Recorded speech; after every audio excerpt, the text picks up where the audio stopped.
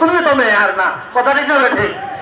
এই জন্য বন্ধুরা আমার, আল্লাহ আল্লাহ রসুল স্পষ্ট বলেছেন, আল্লাহ আল্লাহ ফি আসহাবি লা তাত্তাখিযুহুম গরদা। আমরা প্রত্যেকদিন খুতবার, দ্বিতীয় খুতবার মধ্যে শব্দগুলো শুনি কি শুনি না? হুঁশিয়ার হুঁশিয়ার, আমার সাহাবায়ে কেরাম নিয়ে সমালোচনা করিও না, তাদেরকে তোমরা সমালোচনার লক্ষ্য বস্তু বানাইও না। ফাবিহুব্বি আহাব্বাহুম, যে ব্যক্তি সাহাবায়ে কেরামকে মহব্বত করবে, রাসূল বলে সে আমাকে মহব্বত করেছে। ওয়ামান আবগাযাহুম ফাবিবুগযি আবগাযাহুম, আর যে ব্যক্তি সাহাবায়ে কেরামের সমালোচনা করেছে, সাহাবায়ে কেরামের সাথে শত্রুতা পোষণ করেছে, রাসূল বলেছে সে আমার সাথে শত্রুতা পোষণ করেছে। কথা ঠিক না ঠিক? সুতরাং সাহাবা সমালোচক মানে হলো আল্লাহ রাসূলের দুশমন, আল্লাহ রাসূলের দুশমন মানে তারা আল্লাহর দুশমন। কথা ঠিক না ঠিক?